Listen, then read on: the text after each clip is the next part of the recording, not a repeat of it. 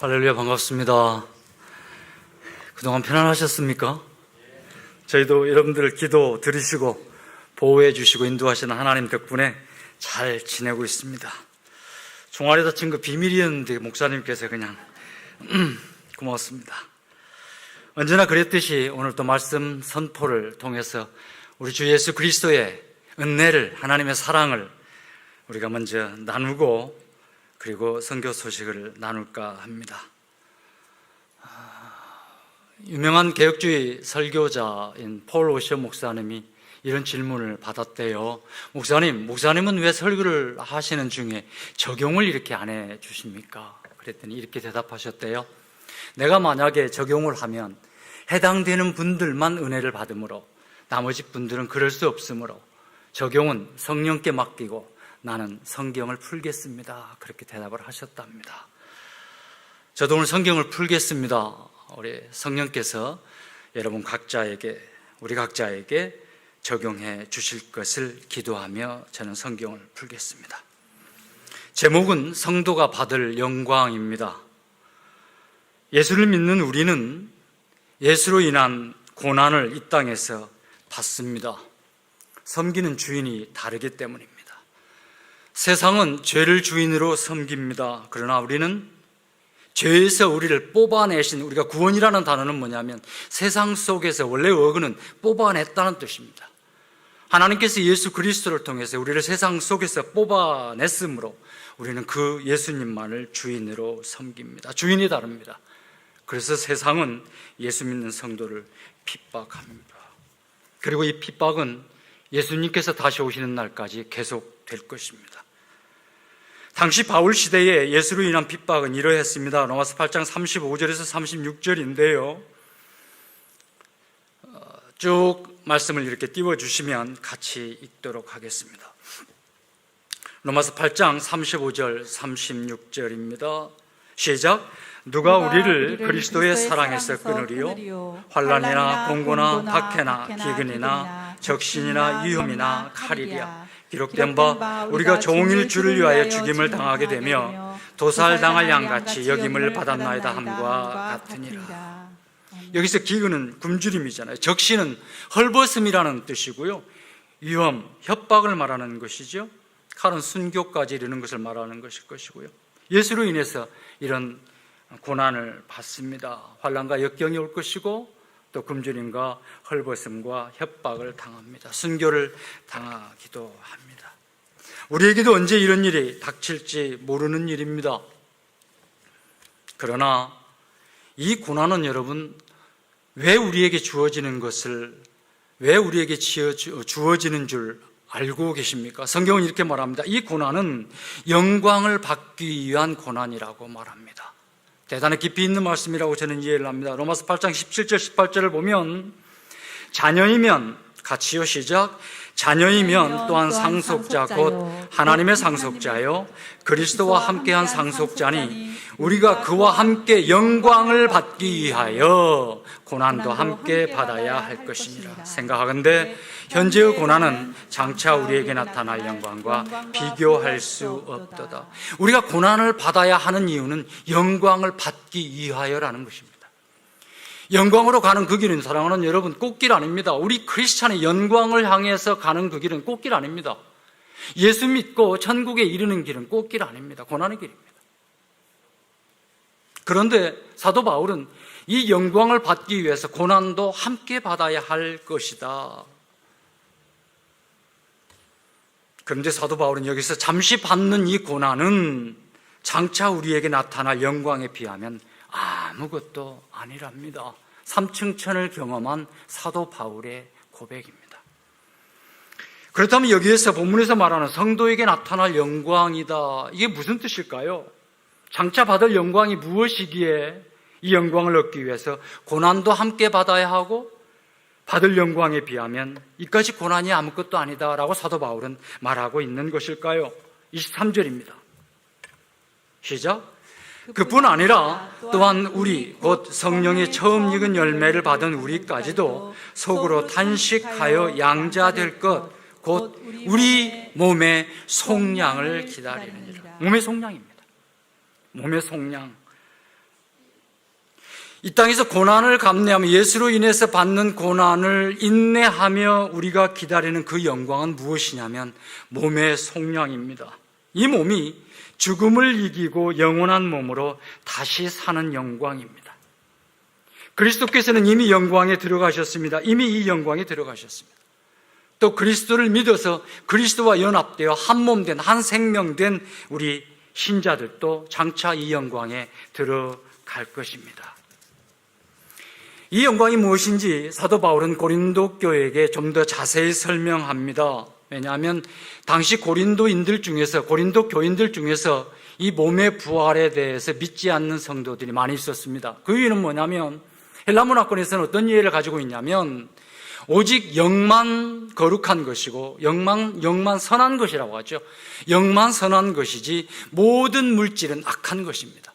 따라서 물질인 이 몸도 악한 것이기 때문에 부활해서는 안 되는 거예요. 부활할 수 없는 거예요. 그런 이해 속에 고린도 교인들도 그 헬라 문화권에서 성장하다가 바울 복음을 받아서 크리스찬이 된 사람들이기 때문에 이것이 바닥에 있는 거예요. 그렇기 때문에 성도들 중에 상당수가 몸의 부활을 믿지 않고 있었습니다. 그렇기 때문에 사도 바울은 고린도전서에서 15장 전체 한 장을 통해서 우리 몸이 부활한다를 설명하고 고린도후서도 마찬가지 몸의 부활을 설명합니다. 아닙니다 여러분. 이 몸이 다시 살아납니다. 이 몸이 다시 살아납니다. 예수 그리스도께서 그 몸으로 다시 살아났듯이 우리도 이 몸으로 다시 살아나십니다. 신비입니다. 사도 바울은 그렇게 격려를 하고 있는 거예요. 고린도후서 4장 17절부터 5장 2절까지입니다. 시작. 우리가 잠시 받는 환난에 경한 것이 지극히 크고 영원한 영광에 중한 것을 우리에게 이루게 함이니 우리가 주목하는 것은 보이는 것이 아니요 보이지 않는 것이니 보이는 것은 잠깐이요 보이지 않는 것은 영원함이라. 만일 땅에 있는 우리의 장막집이 무너지면 하나님께서 지으신 집 곧 손으로 지은 것이 아니요 하늘에 있는 영원한 집이 우리에게 있는 줄 아느니라. 참으로 우리가 여기 있어 탄식하며 하늘로부터 오는 우리 처소를 덧입기를 간절히 사모하노라. 아멘. 17절에 보게 되면 우리가 잠시 받는 환난에 경한 것이라고 번역이 되어 있어요. 이 환난은 가벼운 것이라는 거잖아요. 그런데 우리가 받을 영광은 무거운 거라고 이제 중한 거라고 표현되는데 그만큼 영광스럽고 위대하고 대단한 것이라는 의미겠죠. 대조시키고 있잖아요.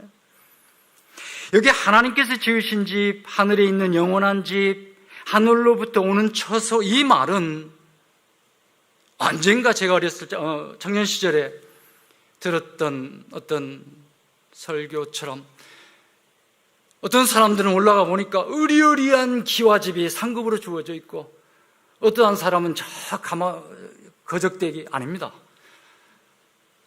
영원한 몸, 신자에게 주어질 새로운 몸입니다. 여기서 말하고 있는 세 마디 전부 하나님께서 지은 집, 하늘에 있는 영원한 집, 하늘로부터 오는 처소, 이 말은 공통적으로 우리에게 장차 약속되어진, 우리에게 주어질 영원한 몸, 새로 입혀주실 몸, 예수님처럼 그 몸을 의미합니다. 이 몸의 부활에 대해서 말한 후에 그러므로 하면서 한 가지를 당부하는데요, 같은 본문이기 때문에 제가 건너갔습니다. 고린도전서 15장 58절을 보면 부활을 말하고 나서 사도 바울은 그러므로 시작. 그러므로 내 사랑하는 형제들아 견실하며 흔들리지 말고 항상 주의 일에 더욱 힘쓰는 자들이 되라. 왜냐하면 이는 너희의 수고가 주 안에서 헛되지 않은 줄 알미라. 이 몸으로 주어진 80년 생의 이 몸으로 열심히 주를 섬겨라. 장차 성도에게 주어질 영원한 몸, 새로운 몸을 소망하고 약속되어 있으니 틀림없이 입을 것이니 이 몸으로 이 땅에서 80년 생에 열심히 주의 일을 감당하라 라고 사도 바울은 격려하고 있는 거예요. 우리도 그러면 좋겠습니다. 영원한 몸을 기다리는 이 소망으로 이 땅에서 고난을 두려워하지 말고, 몸이 입는 고난 두려워하지 말고, 환난에 경한 것, 잠시 겪는 고난이니 이 몸으로 주의 일에 열심을 내면 좋겠습니다. 열심히 내서 구제하십시오. 누가복음에서는, 막연하게 마태복음에서는 하늘의 상급을 쌓는다, 하늘의 보물을 쌓는다라고 할 적에 명시를 안 하지만 누가복음에서 선명하게 명시를 합니다. 하늘의 보물을 쌓는다라는 말은 구제와 관련되어 있는 예수님의 말씀입니다. 열심히 구제하며 사십시오. 그리고 열심히 교회 신자들을 섬기십시오. 교회를 섬긴다라고 할 적에 교회 성도들을 섬기는 겁니다. 돌아보는 겁니다. 교회 성도들을 돌아보는 겁니다. 이게 교회 섬기는 것입니다. 열심을 다하여 선교 사역을 감당하면 좋겠습니다. 그런데요, 인내하며 이 영광을 기다리라고 말할 적에 사도 바울은 그냥 인내하라라고 말하지 않습니다. 이 영광은 확실하니까 네 가지로 설명하는데, 그렇기 때문에 8장 19절에 원래 헬라어 성경은 왜냐하면,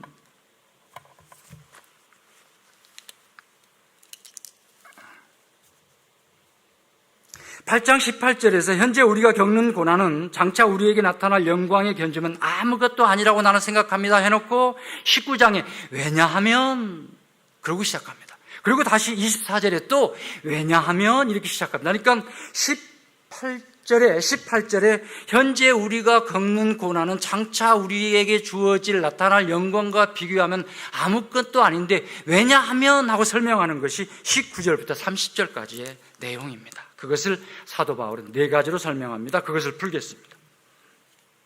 왜냐하면 다시 로마서 8장으로 돌아갔습니다. 첫 번째 8장 19절부터 22절까지입니다.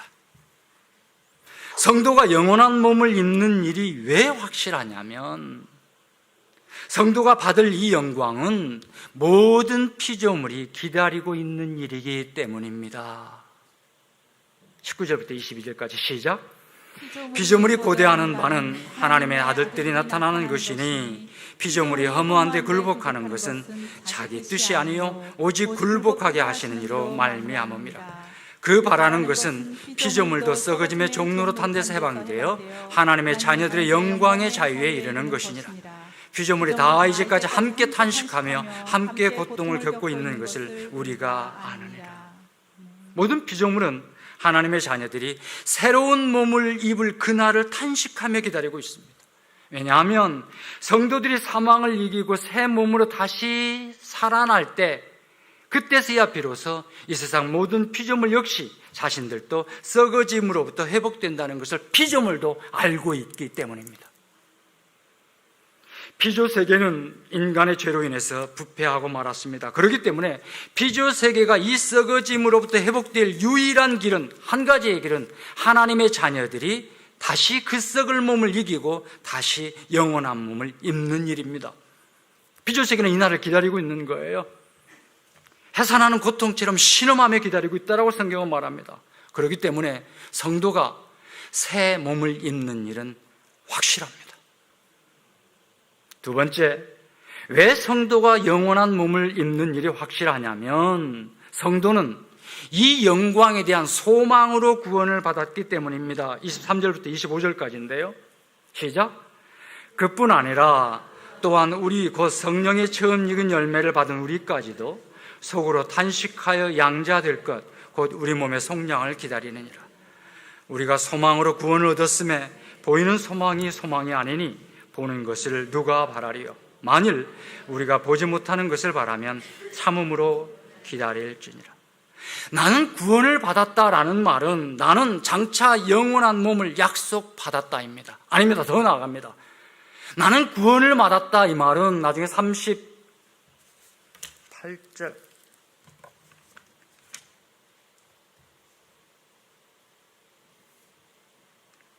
나중에 30절에 바울은 언급합니다마는 내가 구원을 받았다라는 말은 이 새 몸을 약속받았다는 뜻인데 그건 뭐냐면 이미 그리스도 안에서 하나님은 성도를 영화롭게 하셨습니다. 장차 영화롭게 하는 것이 아닙니다. 우리에게는 그것이 미래의 일로 남겨져 있습니다. 그러나 성도의 영광은 성도가 장차 새로운 몸을 입는 것은 이미 그리스도 안에서 이루어진 일입니다. 그래서 30절에서 그리스도 안에서 이미 저들을 영화롭게 하셨느니라 라고 과거 시제로 말하는 것입니다. 아멘. 그리스도 안에서 이루어진 일입니다.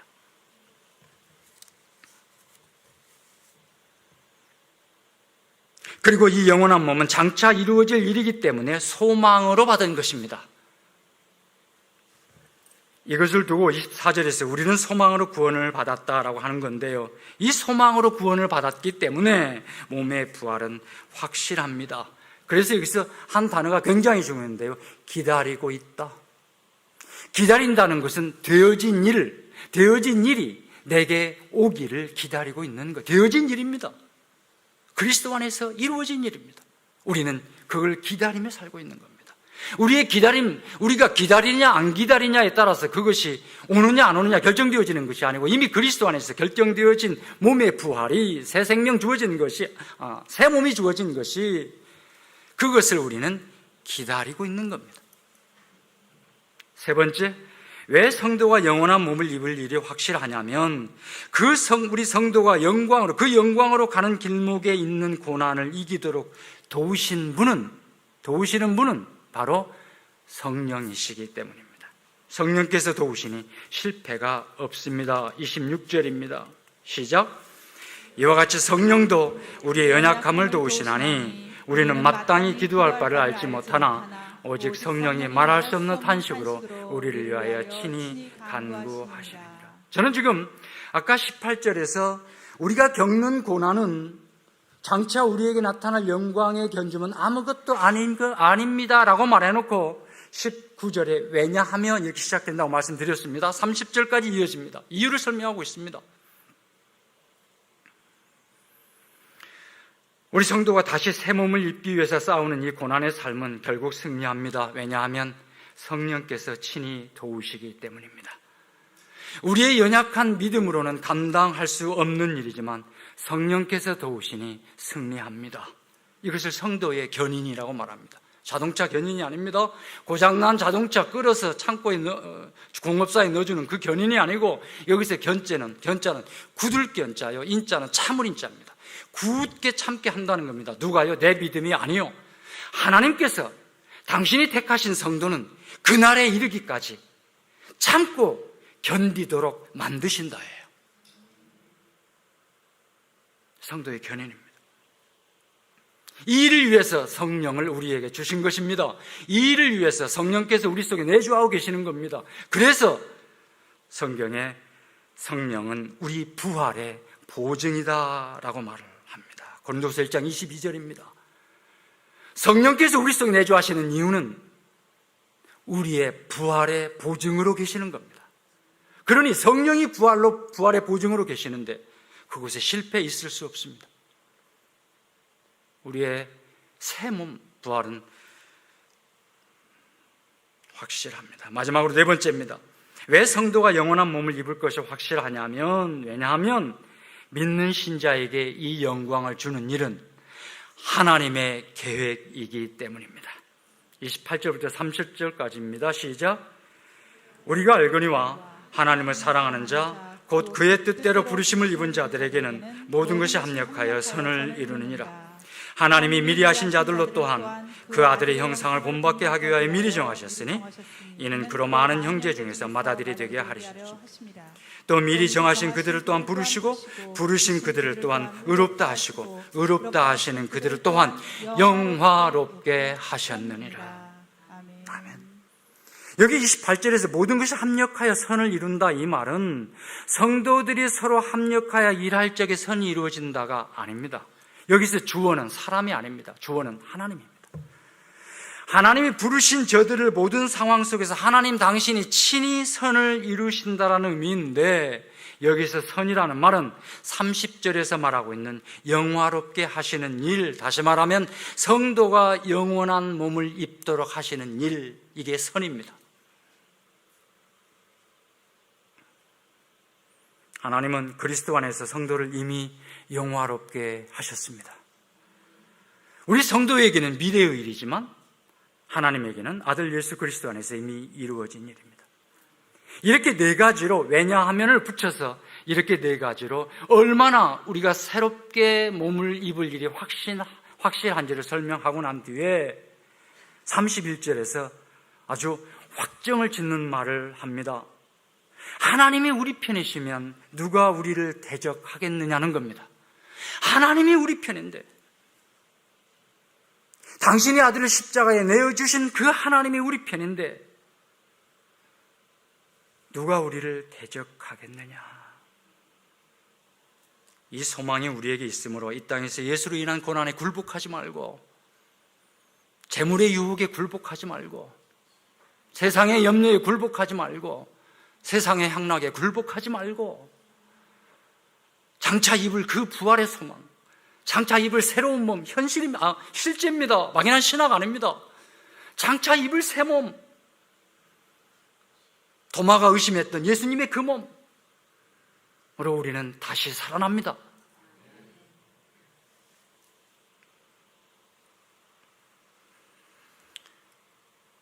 그러므로 인내함으로 믿음을 지키라고 요청하고 있는 겁니다. 이 몸으로 주의 일에 열심을 내라고 당부하고 있는 겁니다.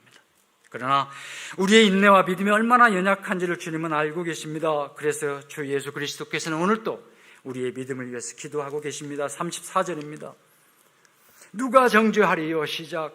누가 정죄하리요? 죽으실 뿐 아니라 다시 살아나신 이는 그리스도 예수시니 그는 하나님의 우편에 계신 자요 우리를 위하여 간구하시는 자. 하나님의 아들이신데, 신부는 하나님의 아들이신데 무슨 일을 하고 계시냐면, 직책은 뭐냐면 대제사장이십니다. 대제사장은 여러분 잘 알고 계시는 것처럼 구약에서는 1년에 1자씩 들어갔는데 하나님과 사람 사이에 죄사함을 얻어내는 직책입니다. 쉽게 설명하면 그렇습니다. 그런데 그 직책을 누가 맡고 계시냐면 우리를 위해서 죽으시고 부활하신 하나님의 아들 예수 그리스도, 그분이 우리의 제사장으로 몇 년이요? 영원히.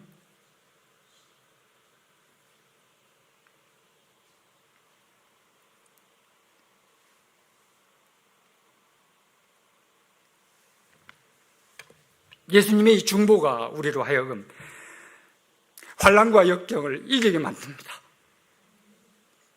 예수님의 이 중보 기도가 우리로 핍박 앞에 맞서게 만듭니다. 우리의 믿음 아닙니다. 선교사의 열정도 아닙니다. 내 속에 주신 예수 그리스도 이 사랑이 고난 앞에 맞서게 만들어주는 겁니다. 37절 이하입니다. 시작. 그러나 이 모든 일에 우리를 사랑하시는 이로 말미암아 우리가 넉넉히 이기느니라. 내가 확신하노니 사망이나 생명이나 천사들이나 권세자들이나 현재 일이나 장래 일이나 능력이나 부품이나 기품이나 다른 어떤 피조물이라도 우리를 우리 주 그리스도 예수 안에 있는 하나님의 사랑에서 끊을 수 없으리라. 예수로 인한 고난을 이기는 것은 우리의 믿음 아닙니다. 예수 안에 있는 하나님의 사랑입니다. 예수 안에 있는 하나님의 사랑이 내 믿음을 지켜가는 겁니다.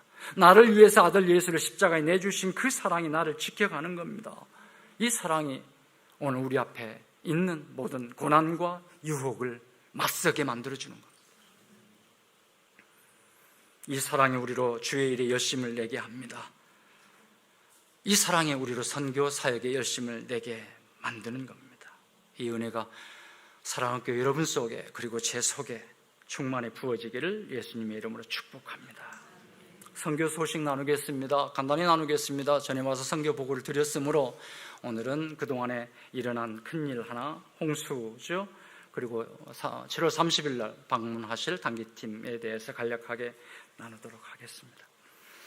스리랑카 교회는 지금 매우 힘든 시기를 보내고 있습니다. 영적으로는 불교 승려들의 핍박이요, 경제적으로는 지금 IMF 국가 부도 났었잖아요. 3년 전에 신음하고 있습니다. 게다가 지난 11월에 대홍수가 몰아닥쳤습니다. 매년 홍수가 있습니다. 스리랑카는 섬나라잖아요. 그러나 이번에는 아주 강풍과 함께 큰 홍수가 왔습니다. 600여 명이 죽었다고 해요. 200만 명 이상의 재난이 생기고. 사진 한번 띄워주시겠습니까? 우리 동역자들 중에서 한 분, 아쇼크 목사님 세들어 살고 있는 집입니다. 그 다음 사진이시죠. 아들 조나단이라는 초등학교 학생인데요. 이 마을은 거의 이렇게 잠겼습니다. 이 지역뿐만 아니라 다른 많은 지역, 이번에 캔디 지역도, 저희가 사는 캔디 지역도 많이 고통스러워했습니다. 이 고통 중에 하나님의 은혜를 베풀어 주셨습니다. 여러분, 전주 사랑의 교회를 비롯해서 여러 교회와 성도들이 힘을 모아서 약 1,220만 원, 1,120만 원 정도 후원해서 약 250가정을 도울 수 있었고요. 이 속에는 믿지 않는 가정들도 포함이 되어 있습니다. 그리고 이제 이것을 계기로 집회를 했습니다. 그래서 믿는 자들이 생겨나기도 했다는 보고를 받았습니다. 여러분 앞에 머릿속에 감사를 드리고요. 이 도움을 받은 현지인들이 얼마나 감사드렸는지 모릅니다. 고맙습니다. 두 번째 소식은 단기팀 방문입니다. 단기팀 방문 한번 틀어주시면, 여러분을 대표해서 현재 그 다음 페이지, 이게 이제 이 사진을 잠깐만요. 이 사진을 보여드린 이유는 우리 인도나 스리랑카 남자분들의 1년 내 여름인 셈이니까 밑에 이렇게 있는 걸 롱기라 그래요. 저게 더울 때 남자들이 입는 복장입니다. 그 다음 넘겨주시죠. 네, 그 다음요. 네. 두 번째 소식은 이제 단기팀 방문입니다. 여러분을 대표해서 현재 11분이 7월 30일부터 한 주간 인도에서 일하시는 하나님을 경험하고 돌아올 건데요. 저희 부부도 스리랑카에서 인도로 건너가도록 하겠습니다. 아까 우리 선교 이번에 방문하시는 분들과 함께 식사를 나눌 적에 제가 그런 이야기를 했는데요. 지금 아주 인도 우리 형제들은 얼마나 아주 목이 만큼 나오게 기다리고 있습니다. 여러분들을 기다리고 있습니다. 사실 20년 동안 우리 사랑하는 교회와 함께 20년 이상이죠. 함께 선교 사역을 해왔는데 지금 팀으로 방문하시는 것은 이번이 처음이잖아요. 저도 많이 설레고요, 감사하고 우리 인도 형제들도 맞이할 준비를 마음으로 기뻐하고 준비하고 있습니다. 이번을 계기로 단기팀이 자주 방문했으면 좋겠습니다. 왜냐하면 선교는 현장에 있는 선교사 혼자 하는 것이 아니기 때문입니다. 사도 바울이 우리에게 가르쳐 줬습니다. 사도 바울은 여러분 아시는 것처럼 이방인의 사도로 따로 세우심을 받았습니다. 따로 구별을 받았습니다. 그리고 우리 같은 이방인들, 유대인이 아니었던, 하나님을 몰랐던 우리들에게 복음을 전하기 위해 평생을 바쳤던 분, 하나님의 능력 있는 신실한 종이었습니다. 그런 그분도 혼자 일하지 않았습니다. 로마서 15장 30절에서 32절을 보면, 이건 성경 구절 안 띄웠는데요, 그런 로마 교회에 저를 위해서 기도해 주십시오 라고 간절히 부탁을 합니다. 사도 바울도 교회의 기도가 절실하게 필요했습니다. 난 로마서 15장 23절부터 24절까지에서는 로마 교회에게 나를 서버나, 스페인이죠, 나를 서버나로 보내어 주십시오 라고 요청합니다. 교회와 함께 사도 바울은 사역을 감당했습니다. 15장 23절 24절입니다. 시작. 이제는 15장 23절 24절이요, 로마서 시작. 이제는 이 지방에 이럴 곳이 없으므로 여러 해 전부터 언제든지 서반하러 갈 때에 너희에게 가기를 바라고 있었으니 이는 지나가는 길에 너희를 보고 먼저 너희와 사귐으로 얼마간 기쁨을 가진 후에 너희가 그리로 보내주기를 바람이라. 어떤 학자는 로마서를 쓴 중요한 목적 중에 하나가 스페인 선교에 대한 후원, 스페인 선교를 동역하기를 원하는 그러한 것이었다라고도 합니다. 어쨌든 로마 교회가 도와주셔야 제가 서번하러 가서 복음을 전할 수 있다라고 요청을 하고 있는 셈입니다. 인도 사역도 그렇습니다. 스리랑카 사역도 그렇습니다. 복음 사역은 현장에 있는 선교사 혼자 하는 일이 아닙니다. 교회와 함께 하는 일입니다. 로마서 16장에 보면 많은 사람들의 이름이 거론됩니다. 바울을 도와서 예수를 위해 함께 한 자들입니다. 함께 동역하는 자들. 이름이 성경에 기록되는 영광을 얻게 되는데요, 자매 베베는 로마 서신서를 로마 교회에 전달해 주어서 로마 교회로 하여금 오직 믿음으로 구원을 얻는다는 분명한 구원의 원리를 익히도록 도와주었고, 브리스가와 아굴라는 목숨을 내걸고 바울의 목숨을 구해 주었다라고 기록하고 있습니다. 아마도 에베소에 있었던 그 데메드리오 원장색 사건 때에 바울을 변호하느라고, 체포됐던 바울의 변호하느라고 처형당할 뻔했던 그 사건, 그걸 두고 이렇게 말하고 있다라고 학자들은 해석을 하고 있습니다. 이들만이 아닙니다. 로마서 16장에 거론된 사도 바울과 복음 사역에 함께한 성도들의 개인 이름만도 거의 30여 명이 됩니다. 예수의 영광을 위한 선교 사역에 함께 한 것입니다. 교회는 바울을 혼자 내버려 두지 않았습니다. 그렇기 때문에 바울의 기도 속에는 저들의 이름이 있었을 것입니다. 인도 사진을 한번 보여주시면은요, 이번에 장기팀 방문하면 그 앞에 사진 아까 예배, 네, 이제 우리 사랑학교에서 세워주신 예배당입니다. 샤니가람 교회당이죠. 라주셰카 목사님, 이곳에서 주일 예배를 함께 드릴 거고요. 우리 사랑학교에서 후원하고 있는 프라데비 형제 부족 선교를 담당하고 있는, 거기는 이번에 방문하기 어렵습니다. 그 이유는 뭐냐면 특히 이제 부족에서 쉽게 애국인이 눈이 띌 뿐만 아니라 저 있을 때보다 좀 더 강력해진 것 같아요, 규제가. 그래서 이번에는 그 부족은 방문하지 못하는 걸로 프라데비 형제와 결론을 지었습니다. 죄송하고요. 어쨌든 이 사실 라주셰카가 목사하고 있는, 라주셰카 목사님이 목회하고 있는 이 지역도 시골 지역인데 외국인의 선교 활동은 허락되어 있지 않습니다. 아까 우리 선교부와 또 유영 목사님과 함께 이야기를 나눴는데요. 그러므로 뭔가를 많이 준비하시려고 하려 하지 않으셔도 괜찮습니다.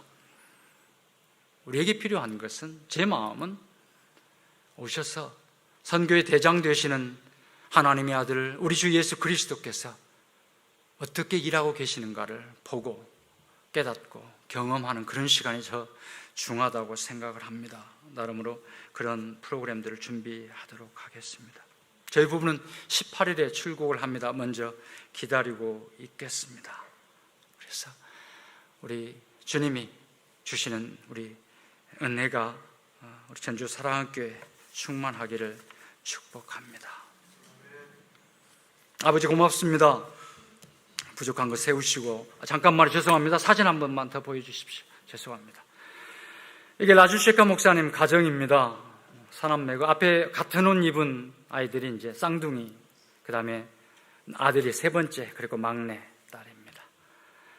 이제 전에 와서 선교 보고 드릴 적에 벤자민 형제의 제자 중에 하나인데요.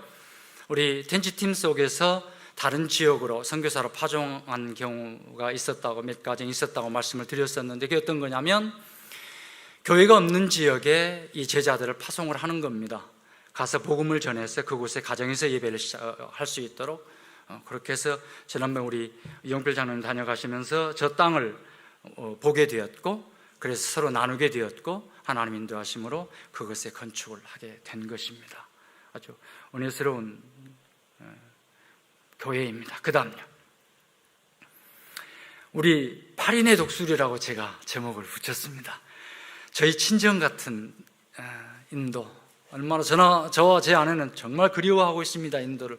저희가 자발적으로 스리랑카를 간 것이 아니었기 때문에 죄송한 고백이지만 아직도 여전히 스리랑카보다는 인도를 더 사랑하는 마음이 제 속에 있어서 조금 부끄러운 표현이긴 하지만 어쨌든 그렇습니다. 우리 제1선에서 13년간 동락했던 이 형제들입니다. 맨 앞에 수염 많이 나가지고 찍고 있는 게 이제 마취과 의사이고요. 마스크, 검정 마스크에 하얀 티 입고 검정 마스크. 우리가 볼 적은 맨 오른쪽에 스테판 형제가 리더로, 스테판 형제를 중심으로 라주시 형제, 프라딥, 디온, 스티븐 라미시, 요한, 벤자민, 이렇게 8명, 8인의 독수리. 이번 가시면 다 만날 겁니다. 전부 함께 모여서 새로운 일을 나눌 것입니다. 그 다음 사진 있는가요? 네. 프라딥 형제 가족입니다. 프라딥 형제에게 하나님이 또 세 번째 자녀를 주셨는데 또 딸. 사모님이 좀 젊으셔서 프라딥 형제는 나이가 조금 됐는데 또 세 번째 딸 또 주셔서 이제 쉬파, 큰딸 쉬파가 엄마보다 더 크네요. 그죠?